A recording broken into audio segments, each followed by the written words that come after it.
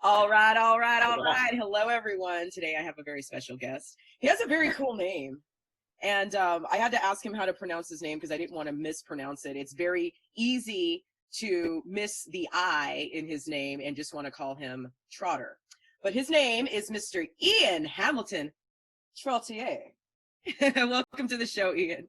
Thank you, Jenny. Very kind of you. Very kind of you. Thank you. So I met Ian in kind of a funny way. So we met just about, what, a month and a half, 6 weeks ago. We met at AmpFest at the Trump Miami Doral. It was an amazing conference. We had a lot of fun. I felt like we created bonds and ties that we will have forever. And Ian was one of those people. But I met him.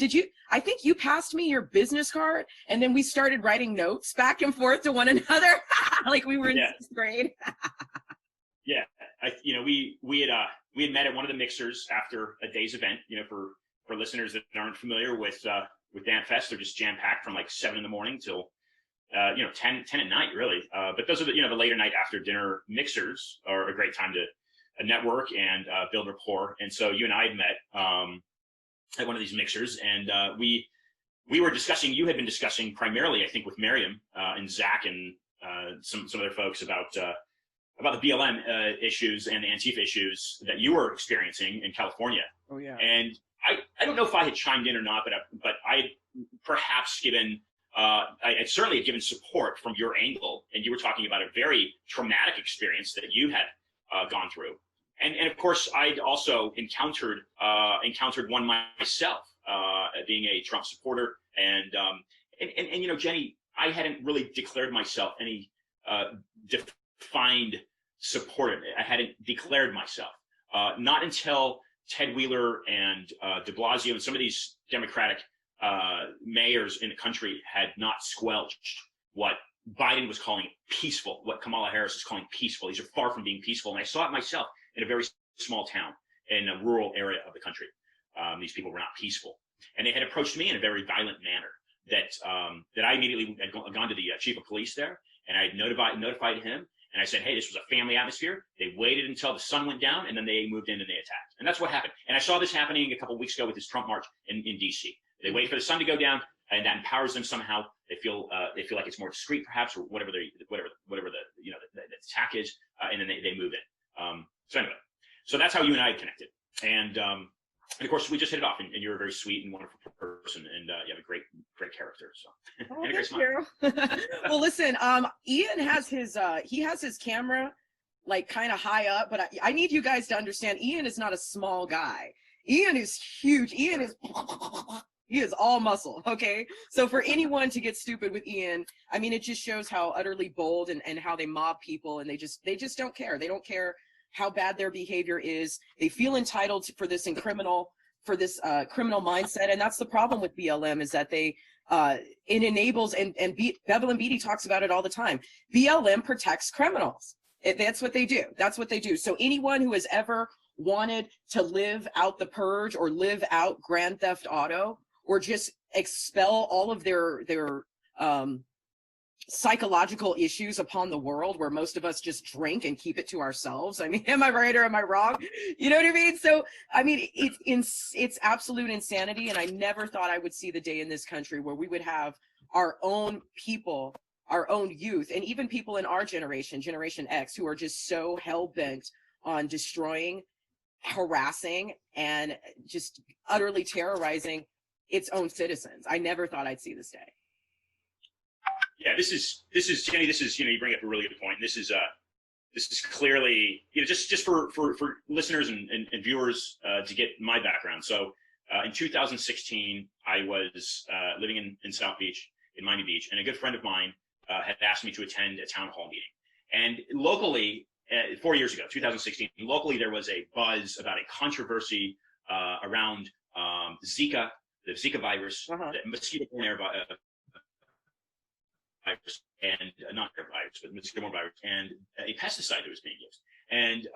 And so interesting enough, I had heard and I'd gone to Trump Doral in 2015 to listen to Donald speak, and he had yet to declare himself a candidate for presidency, but he said, I'm investigating a run at presidency. I listened to him speak twice, and he says, if I declare myself a candidate for presidency, I'll do so as an independent politically. And And that's what spoke to me. In 2015, that spoke to me because I'd seen corruption in both sides of the fence at that time, Jenny. I'd seen corruption on both sides of the fence. So I said, that's great. You know, hey, we all want to live peacefully. We all want to be, engaging. Look, there's no greater country on the planet.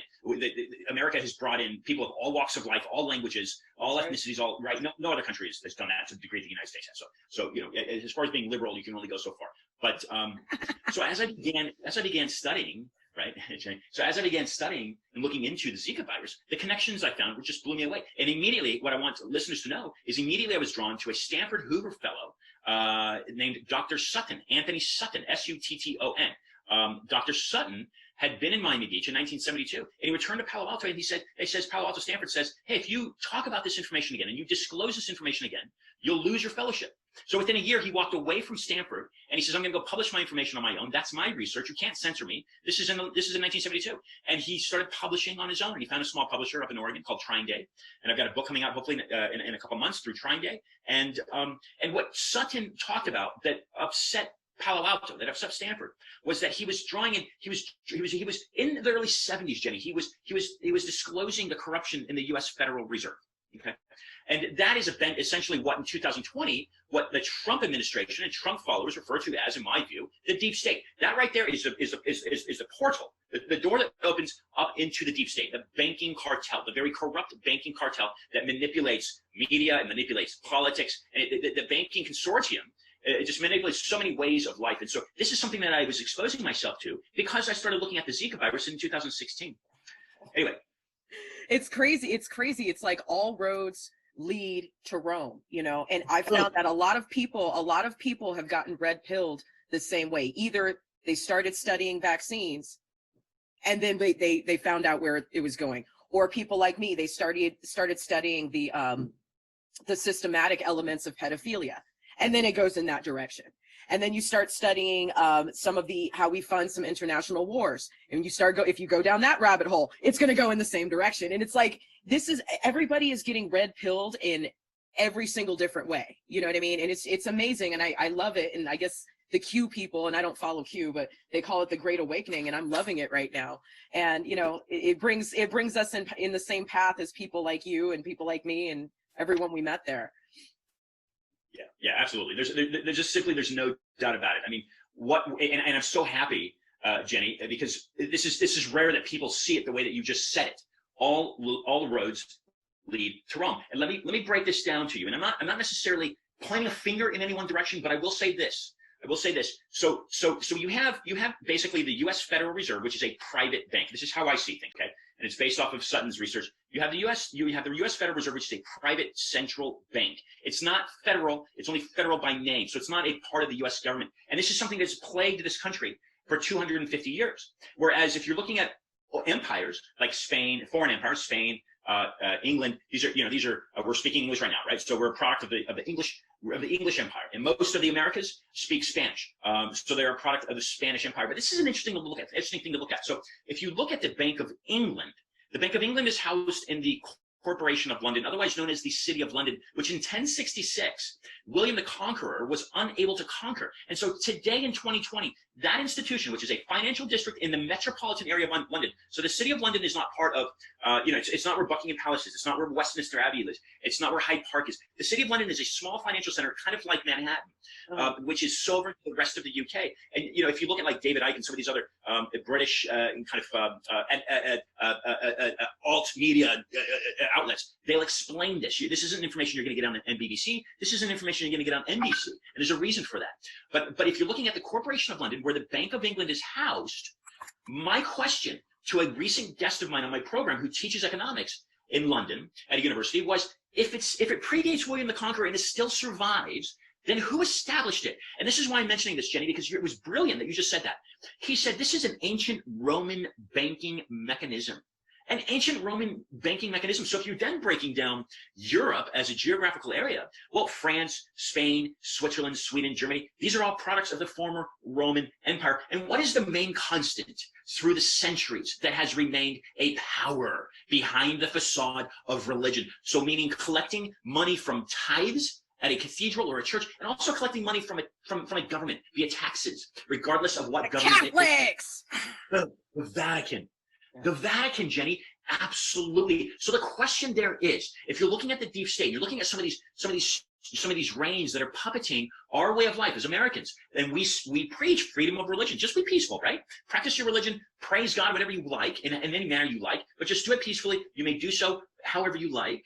Okay, this is a rarity in the world, right? Because the Chinese are putting Muslims into encampments, right? Which is what some of these Democrats are saying they want to do with Trump supporters, put them into re-education camps, right? Yeah. So the main concept, the question is, some of these financial strings, a la the banking cartel based in Europe, central banking cartel, how much of that is influenced by the Vatican and the Vatican politics? That's my question. It's scary. And Jenny, you hit it on the head. You said all roads lead to Rome. You hit it on the head. And you know what? I'm telling you, I didn't mean that, just symbolically, but there's a truther that I follow. His name is Young Pharaoh, and he has this theory. He says, the deep state is trying to turn America into ancient Greece and Rome. Especially when you want to throw in the pedophilia aspect and the LGBT aspect and how all of that's just so intertwined. But, you're right. The deep state, if you want to know what the deep state is, if you really want to go down the rabbit hole, we need to go all the way back to Constantine. I mean, I don't know. I don't know how many centuries it goes back, because you can't look at the deep state without looking at the Illuminati. You can't look at the Illuminati without looking at the Freemasons. You can't look at the Freemasons without looking at their impact and influence to and from the Catholic Church. And then you can't look at that without looking at how the Catholic Church was influenced by ancient Rome. Exactly right. And even Egypt, right? I mean, some of these things in Babylon, some of these things, of course, are a little bit out of our hands. But what we can control as Americans, as Americans, is we can say, and let me just thread this in here real quick, right? So I'm a fan of Tool. I like the music band Tool, and I'm listening to one of these songs yesterday, and one of the titles is an Enokian phrase, and I didn't research what that phrase means. But this is what's interesting. I've never come across this. I've been listening to Tool on and off for 20 years, and this song had never caught my eye until last night, Jenny. And I'm listening to the song, and it's this guy that had called in to a radio show called Coast to Coast AM with Art Bell, who I think had passed away a couple years ago. And I never gave much attention to Art Bell, and I certainly never gave much attention to extraterrestrials or Area 51 or that sort of thing. It's just that these are things that are hard to prove, and they're beyond the average person like me. That's beyond our reality, right? But this is what's interesting, is that Tool, back in whenever this song was published, but they based this song. It's like a 2-minute song. They based it off of this caller. They called in on September 11th, 1997 to the Art Bell show, and he got maybe 20 seconds into Art Bell before the whole satellite. So meaning all the stations that were pumping into the satellite, the whole satellite broke down. And for like 30 minutes, all these different stations, let's assume maybe a couple hundred stations, all these different stations were totally taken off. And what this guy said, now I'll come back around for listeners. I don't want to go off on a tangent too far. But what this guy had said, he had just been released from Area 51. He said released, medically released is what he said. And he said it's what we think as extraterrestrials are multi-dimensional beings. Now, the reason I'm bringing this up is because Paul Hellyer has been a guest on my program, and he's the highest ranking. I think he's 96, maybe 97 now. And he and I share the same birthday. It's August 6th. He said on my program, he says, Ian, he's a Canadian. He said, Ian, he says, I have no doubt, and I know for a fact, that the U.S. government is influenced by these types of beings and this type of power. Okay, this is far-fetched. It's hard to even go there, because it's not part of the average person's reality. I mean, even like if you say, hey, God exists. Okay, yeah, God exists. I didn't create the universe. None of us did. Human beings didn't create the universe. So something created the universe. We look up in the sun. We look up in the sky. We see the sun with its ball of flames. Okay, yeah, that's a power. That's an energy. Did it create the universe? We don't know. We don't have the mental capacity to define any type of power or energy or engineering or architecturally a conception to define what, our existence for that matter, right? We speculate, we theorize. But there are some things that we don't need to theorize on, and we can say that, yes, there is a conspiracy. It is not a theory. There is a conspiracy to overthrow the United States of America, period. And what we can do is we can say, in our power, we can say the Federal Reserve Bank is not federal. It's not part of the U.S. government. It does not represent us, the people, or we, the people, and we can destroy it and dismantle it, and we can make our country great and keep it great for us. Let me just end on this. For people that may have caught their attention with this Tool song, what this caller says is, he says that there are events, basically of mass destruction, that are aimed to do away with the people, a la the Georgia Guidestones, right? Wait, what's the name of the song again? Yeah. Okay, so if people type into YouTube, caller from Area 51, Art Bell, Coast to Coast, will give the exact sound clip from 1997. The name of the Tool song, I'll briefly look it up because it is important. Let's see here.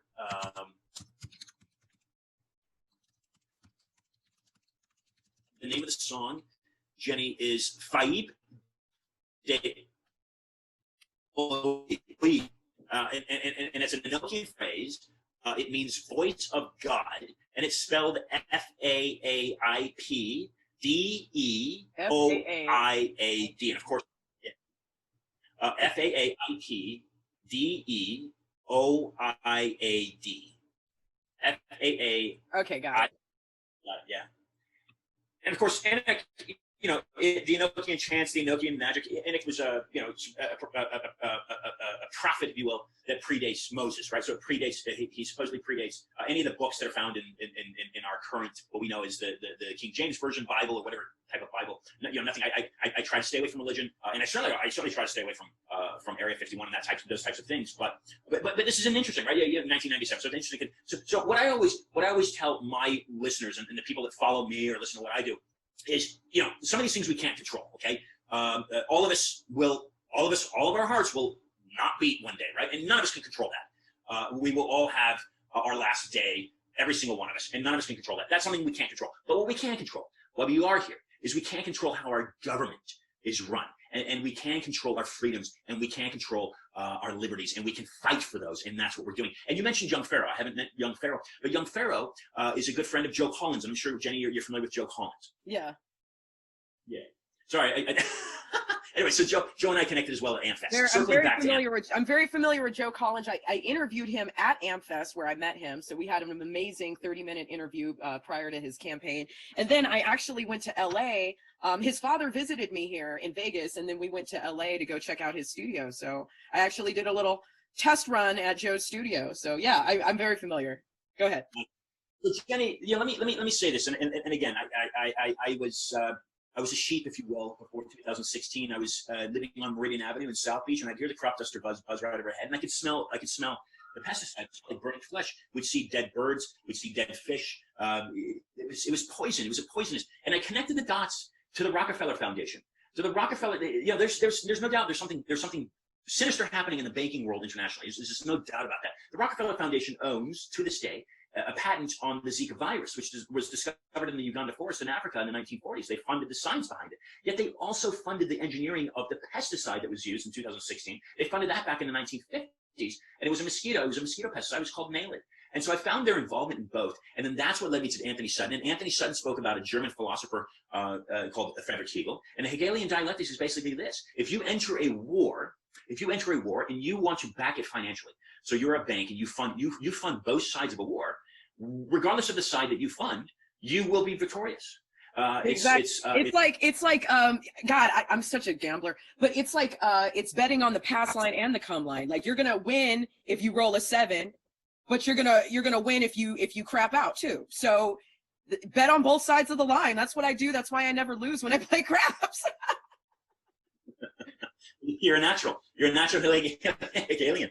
And this is what, for instance, this is what Prescott Bush and his regime. And again, you can go back into Skull and Bones, right? The Yale Society, the Skull and Bones Society. Yeah. This is what Rockefeller connections to it, the Harriman connections to it. My understanding, maybe I'm wrong on the Harriman connections.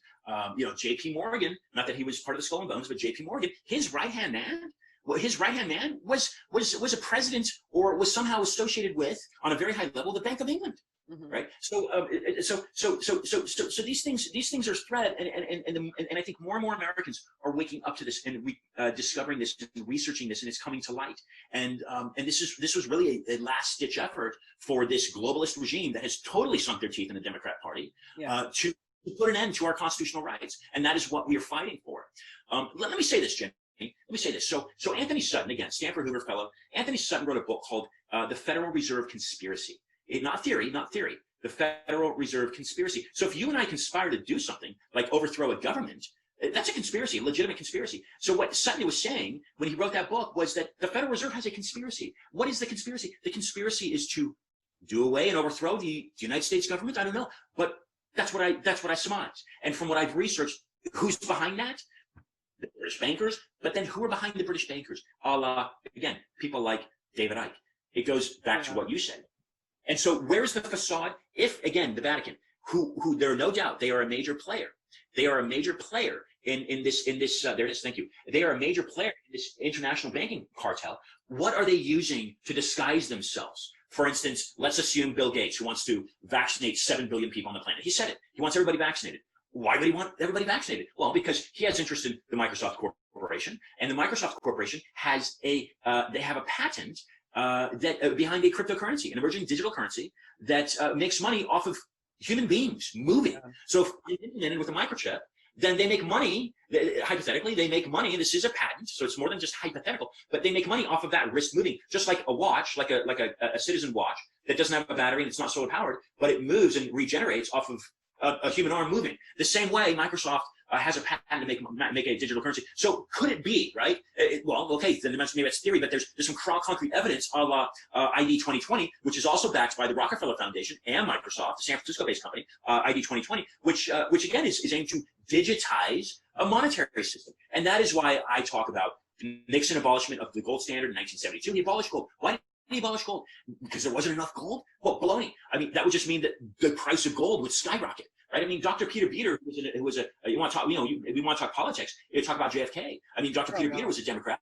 JFK was a Democrat. This is in the same Democrat Party of Joe Biden and Kamala Harris, right? You know what I mean? And Dr. Peter Beter was talking about the Rockefeller, again, going down the Rockefeller road, the Rockefellers having hijacked. This is what he said in 1973. He said the Rockefellers, this was an economic advisor for JFK. He said that the Rockefellers had hijacked the gold in Fort Knox. That there was no gold in Fort Knox. Well, why aren't we audited? Why isn't Fort Knox audited? Why don't we, the people, know for a fact that there's gold in Fort Knox? The U.S. Treasury says they have no gold. The Federal Reserve says they have no gold. We're at a $26 trillion debt. Who are we in debt to? You know what I mean? Some of these basic core questions need to be asked, and this is where I was getting at. So recently, in the last couple of days, I think it was Friday, Jenny, McInerney, General McInerney, if I've got that right, Air Force General, he came out and spoke along the lines of General Flynn, right? General Flynn being pardoned, and he said I've got notes. So what's come to light because through Sidney Powell recently is the 305 Kraken, right? The Kraken. Yeah. 305 Military Intel Battalion, I think it's out of Arizona. And what they're saying through what they discovered out of Frankfurt, Germany, is that China, Russia, and Iran are behind this. Now behind the voting fraud. Come on, this is seriously. There's no doubt that there's been voting fraud. And the fact that Biden and Harris aren't coming forth and saying, yeah, there's no, Trump got more votes he got more votes than any president in the history of this country. And we're being told by media that Biden got even more. So that's the first election that two presidents have. I mean, come on, Biden got more votes than Barack Obama in 2016. Give me a break. Everybody loved Obama. You know what I mean? Like nobody was even showing up to those Biden rallies. So they were at the Jeep dealership. Yeah, no, I mean, come on, this is a coup d'etat. This is treason. And it roots back, in my view, Jenny, it roots back to Switzerland. Mm-hmm. Now, I throw that in there because Switzerland is Switzerland's a product basically of the two world wars, mainly World War II. That's where anybody with a good amount of money can put their money and it's safe. But again, you're threading in all roads lead to Rome. Is the Vatican, for instance, how much of the Vatican is hiding behind the Switzerland and Swiss accounts and the Swiss banking organization? I'm just throwing that out there because as people point fingers at China and Trump calls the COVID-19 the China virus. Frankly, I've read enough literature that suggests that Fort Detrick is quite possibly the source of this COVID-19, and that it was simply released at the military games, the Wuhan military games of 2019, and that it took off in 2020. So it was a disguise made to look like it was a Chinese engineered. I frankly don't think it was, Jenny. I don't think this has anything to do with China. The Rockefellers have been investing in Chinese healthcare for over 100 years. There has been European and American money in China in the healthcare industry for well over 100 years. I think China and I think Russia and I think Iran, I think these are being used to cover the real source. Yeah, I agree. And that makes it even scarier. That makes it even scarier. Real quick, you're so humble. I want to talk about you. I want to talk about your two websites, your two projects. You can correct me if I'm wrong. Let's talk about your website, Stop Mass Media. And I'm going to go ahead and pull that up. Thank you very much. So, Stop Mass Media was basically a website that I created along the lines of Discussions of Truth. Now, Adrian, the former managing partner in Wynwood Radio, where I started my program 4 years ago, Kitty was a daily manager and invited me into the studio, and that's how it all started for me. And I would buy space from them. I would buy an hour to do my weekly show. And Adrian said, hey, you know, what you're really doing is a discussion of truth, because I would bring in these highly qualified, scholastically or politically, whether a governor or senator or New York Times bestselling authors, whatever it may be. I'd bring these highly credited individuals, and they were talking about the corruption that's happening in big corporation, in banking, in government, and that's how Discussion of Truth began. And so Adrian said, hey, this is really a discussion of truth. And so that was probably 3 years ago that name stuck. And then I typically open up the show with a Metallica song called Seek and Destroy.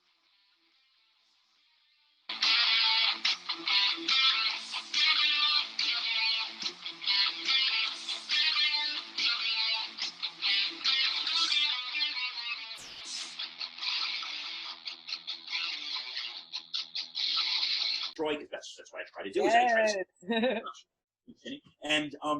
And look, Stop Mass Media was just an idea of mine that sprang and said, hey, this is really what we're, the CFR, the Council on Foreign Relations, is a political think tank based, I think it's on the Upper East Side in Manhattan. Well, what is a political think tank doing based in Manhattan? Isn't Manhattan a financial center? Well, drawing the dots, right? So it is a political thing because it's basically influencing where Wall Street spends their money internationally and where the war moves are going. But this isn't an American-driven agenda, Jenny. This is a Corporation of London-driven agenda. You can then thread in people like the Rothschilds. But again, I personally stay away from Judaism. And certainly Christianity. The argument on many levels is that Christianity is a product of Judaism, and it's quite possible. There's plenty of people that don't accept Jesus Christ as a savior. There's plenty of Christians that, I try not to get into religion, but again, this might be deeper, kind of like you were saying. It has to go back to Babylon. Who knows? But so I try not to point fingers at the Rothschild, right? I try to say, hey, wait a second. The Rothschild weren't Roman in that sense. Rome is Roman. That's in Italy, and of course, the Vatican is a sovereign nation unto itself, just like the Corporation of London or City of London, and just like basically Washington, D.C. is as well. But anyway, so that's Stop Mass Media. The mass media in this country becomes more corrupt on a daily basis because the average Americans like you and I are uncovering their foolishness, and we're calling them out. And so that also spawned the authorship of Freedom Reserved, No More Lies, which you just had there. Supposed to release. It's supposed to release next year. Trying Day Publishing. I'm not sure if it's still on pre-order or not. It was on pre-order with Barnes & Noble and Amazon for a while. Servando Gonzalez, who's a Cuban-born historian, will be contributing to that, and also Judy Mikovits is likely to contribute to that. I've got to wrap that up. I haven't had the time to wrap that up. The nexus of that has been ready to publish. We're making a couple. Chris and I are making a couple different tweaks to it before we put it out in circulation. And the background on that, Jenny, is Mark Shaw. Mark Shaw is a former defense lawyer. He worked analysis for Kobe Bryant, for Mike Tyson. He's based in California, and he's written many books. He's joined my program a couple times to talk about Dorothy Kilgallen and his research behind the JFK assassination and the link to this Dorothy Kilgallen, who supposedly died of barbiturates, but he says and he proves that she was murdered, and that her murderer still survives, and I believe he lives in Chicago. So this is Mark Shaw. Mark Shaw sat down with me in a diner in Northern California a couple years ago. It's been about 3 now, and he says, "Ian, you got to write a book." So that's where that book comes from. Stop Mass Media is just basically a product of the work I've done, Jenny, for the past 4 years. Again, it coincides with Discussion of Truth, and I thank you for bringing that to topic. Awesome. So, Ian, you're kind of here, you're kind of there, you're in Florida now, you love Florida. What's next on your agenda? Because you're moving and shaking so much. Like, what's next for you? Like, what can we look forward to next? Wow, Jenny. So I'm working on a couple of great projects. Like you said, AmpFest, conferences like that are just a great place to network and meet people. As you may know, Google Whistleblower and I worked very intimately for about 3 weeks to get his campaign funded. There was about $137,000 raised over about we raised that I think in like 5 days. We had a house that was donated for us to work our our camp operations out of in Fort Lauderdale. And he was able to hire his lawyer based in California to file a lawsuit against Google. So that's been in process now. They're going to resume their fight in January. But through those efforts, the teaming efforts, we were able to meet President Trump. We were able to meet his daughter. Donald called Zach an American hero for the work that he was done. And he looked at me, Jenny, I don't know if you know this or not, but he looked over at me and he called me a prize fighter. He says, "Hey, who's this guy? You look like a prize fighter." So those are some nice accolades. Let me reiterate real quick to the audience. Ian is stuffed. He's jacked. Thank you. No, I haven't been in the gym in about a month, but you know, I'll spend eight hours in the gym. I love working out, so I really appreciate you saying that. I noticed. I saw all 8 of those hours when I first looked at you. Thank you. Sorry, go ahead. Thank you, Jenny. That's very sweet of you. Yeah. So what's next?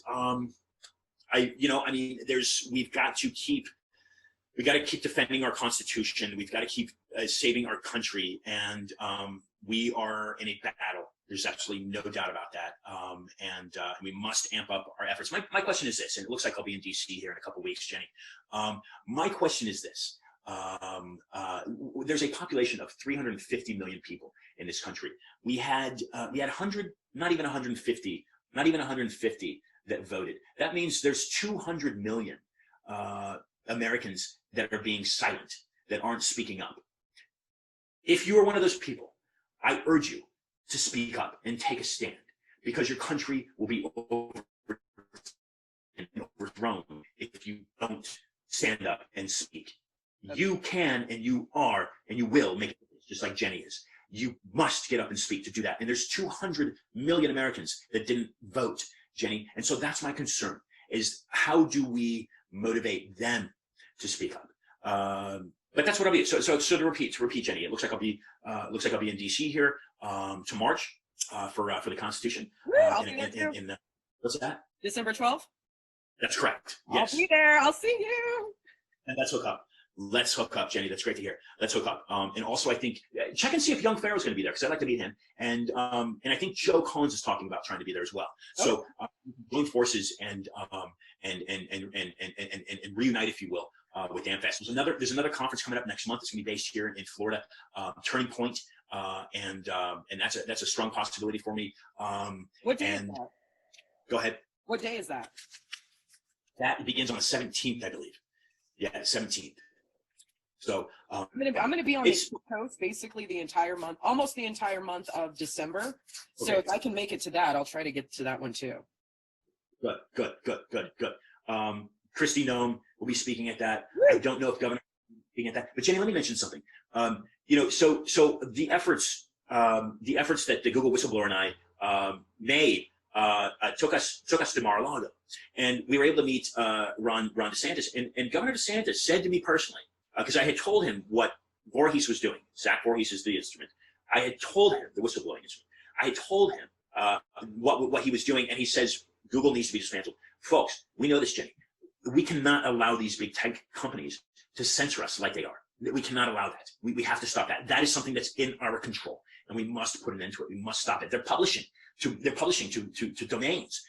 They might be a private company, but it's a public domain in a sense. The public is using it. Mm-hmm. So we must change Section 230. We must get some of this legislation rewritten that again gives this freedom of press liberty that we all have, to ensure that and support that and enforce that. We can't allow this stuff to be taking away our rights. Anyway. All right. I love that. And you know what? I feel like in a lot of my interviews, we discuss our frustrations. We discuss what bothers us. We discuss how we got red pilled. We not to say we bitch and complain, but I think for many of us, our awakening, our red pilling is basically happening for many people from within the last 6 months to within maybe the last 2 to 3 to 4 years. Okay. So we're all kind of babies at this. We're all kind of educating ourselves for the very first times in our lives. Okay. And a lot of us don't really know what to do, but I love the way you talked about that, because it really gives us as patriots some action items. Like sometimes this war against the Illuminati and against the Rothschilds and the Massoud and the Vatican and Hollywood. It's so big. But when we break this down into action items and we're like, okay, first we need to dismantle the Federal Reserve. Then we need to slam Google with an anti-monopoly order. Okay. These two things are actually, and then you said number 3 was to mobilize the 200 million Americans. I'm gonna put this in my blog. So I'm gonna credit you, but I'm gonna write a blog tonight, and I want to put this in there because action items is what is lacking, and that's what we need in leadership. We don't need to bitch anymore about the problems. Now that we've all been red pilled, we understand the satanic, pedophilic, possibly extraterrestrial forces that are going back for decades, if not centuries. Okay, we can't do anything about that. But, you know, that's why I love people like Scott Pressler, who's working so hard to mobilize those 200 million Americans, and the walkaway movement with what Brandon Straka's doing. I feel like he's working hard to mobilize those 200 million Americans. So if we fight for our country in just those 3 steps, I feel like we might actually have hope for our future. Because this is actually within our graphs of things that we can do. You know, Donald Trump knows what's going on with Google. He knows what's going on in Silicon Valley, and they're going to pay the price. They will be dismantled. I mean, as long as he continues to be our president, he's going to destroy the media. Okay, he's going to make them all expose themselves, and they're going to continue to expose themselves. You know, the Federal Reserve, well, I mean, that's an issue that not a lot of people are educated about. But if we can educate, you know, those 200 million about the Federal Reserve and about the power to vote and why their vote is so important, then hey, we might actually be able to get this country back within the next 10 years. I think it's possible. Absolutely. I'm totally with you, Jenny. I'm actually totally with you. But again, you know, I mean, America is the last beacon of hope on this planet. No, there's nowhere else to go. Nope. And there's no other country that's going to stand up the way that we can stand up. That's right. Nobody has the might. Nobody has the drive. Nobody's got what we've got. Nobody's got the. They don't have that. They don't have that. No, they don't. You know, they don't. And this is what makes America great. And as much as the liberal side of America has qualities, but as much as they try to repaint the conservative side, it's not happening. It's not working. I mean, come on. It's like this is it. This is it. This is the last stand, people. This is the last stand, patriots. Y'all don't understand. If we fall to communism, we're falling to ancient Rome. We're falling to the Illuminati. We're falling to the Vatican. This is bigger than I think anyone even realizes. If Joe Biden becomes our president, which really Kamala Harris is going to become our president because she's going to put something in his food. I already know. she's gonna do something to his medication, I'm sure. There's nothing else. There's nowhere to go. There's no restoration. There's no coming back from it. A lot of Republicans, they kind of, you know, they're straddling the fence. They don't want to see the writing on the wall, and they actually think if Joe Biden becomes president, that we'll just survive it and everything will be fine and we'll get through this like we've gotten through everything. It's like, no. Joe Biden is nothing more than a puppet for Barack Obama and Hillary Clinton's revenge. That is all he is to the Democratic Party, is a trophy girl for the fact that, you know, Obama's legacy got discredited by Donald Trump, and then Hillary Clinton got humiliated by Donald Trump. So I don't think people understand the attacks on our president are so much deeper. They're not even about him. This is Hillary and Obama 2.0. And they have a lot of people that they need to pay. The piper is going to come collect. All the people, all the foreign powers they owe money to, all the secrets that other people are keeping on them, they will destroy this country to hide their nefarious activity. I don't think most Republicans understand how deep this is. But once again, you know what? We're just going to keep getting amped up and whatever. Let's let everyone know, lastly, how can they find you? So we've got your 2 websites, but are you on social media at all? Ian? Sure thing. Yes. So yeah, I'm typically active on Twitter, Instagram, both handles. Actually, I was locked out of Twitter for tweeting about Joe Biden and Benghazi. So my new Twitter handle is real Ian Trottier. That's INTROTTIER. And then Instagram is Ian Trottier, INTROTTIER. And then Parler. I recently joined Parler, but you know, people can go there as well. And then IanTrottier.com, INTROTTIER.com. So that's how people can get in touch with me. Awesome. Was there anything else you wanted to bless us with before we wrap it up? Yeah, no, you are on the money. You're on the ball, and you know, you and I are aligned so well, and I appreciate the work that you're doing, and we'll keep in touch and see each other in a couple weeks, hopefully. Literally less than 2 weeks. Less than 2 weeks. It's right around the corner. December 12th will be here before we even know it.